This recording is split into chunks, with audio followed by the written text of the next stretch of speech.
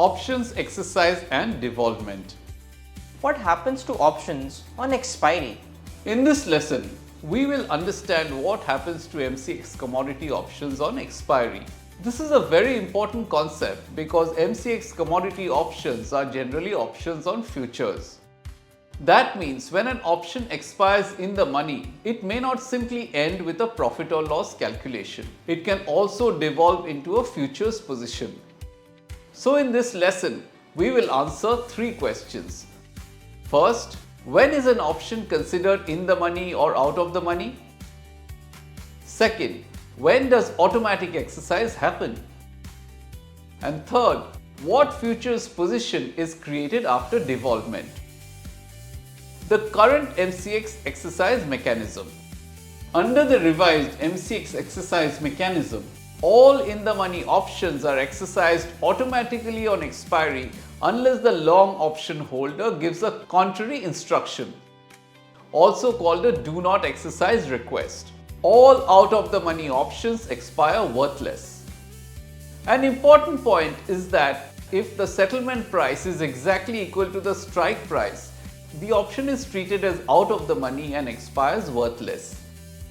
This is summarized in the table on your screen. ITM rules for calls and puts. The basic rules are: the settlement price used for this comparison is the daily settlement price of the underlying futures contract on the option expiry date. For a call option, the option is in the money if the strike price is lower than the settlement price. For a put option, the option is in the money if the strike price is higher than the settlement price. What is devolvement? Now let us understand devolvement. When an MCX commodity option is exercised, the open option position devolves into the underlying futures contract. A long call becomes a long futures position. A short call becomes a short futures position. A long put becomes a short futures position. And a short put becomes a long futures position. The devolved futures position is considered to be opened at the strike price of the exercised option. Option position after exercise devolvement.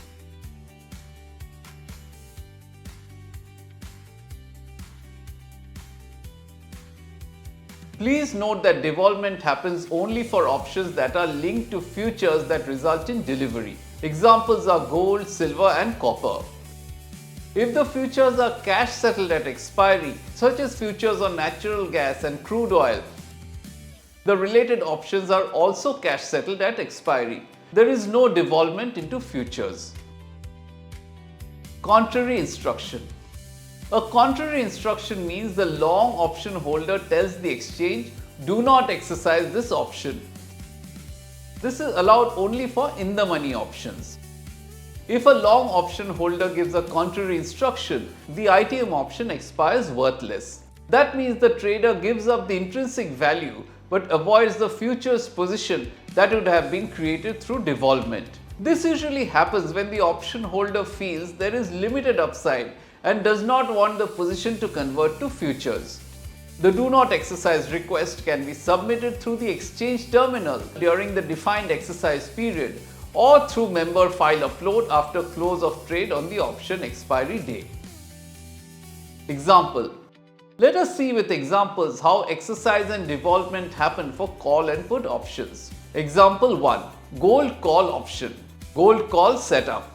Let's take the first example. Suppose a trader holds a gold call option with a strike price of Rs 1,40,000 per 10 grams. Gold is quoted per 10 grams and the gold futures contract is for 1 kg. So one lot represents 1000 by 10 equal to 100 quotation units. That means every ₹1 movement in the quoted gold price affects one lot by ₹100. That's right. Let us look at the following settlement price scenarios. Gold call strike price equal to 1,40,000. Final settlement price, status. For a call option, the option is in the money only if the settlement price is above the strike price. So if the gold futures settlement price on expiry is Rs 1,38,000, the call option is out of the money. Why?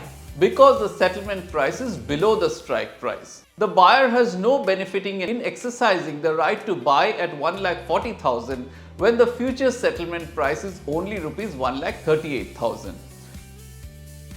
So the option expires worthless. Correct. No exercise happens. No futures position is created. The long call buyer loses the premium paid. Is the premium the only loss for the buyer? Yes, the short call seller keeps the premium received subject to charges and margin obligations. Now, if the settlement price is exactly rupees 1,40,000, the option is still treated as out of the money. So it also expires worthless.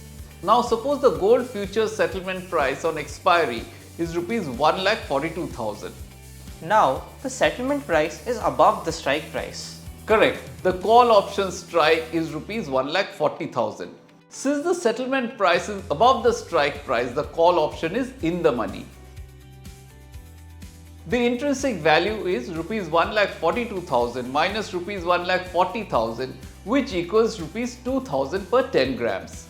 Since one lot has 100 quotation units, the cash difference is rupees 2,000 multiplied by 100, which equals rupees 2 lakh per lot. Under the MCX exercise mechanism, this ITM option will be automatically exercised unless the long option holder submits a contrary instruction. So if the trader does not give a contrary instruction, the option will be exercised automatically. That's right.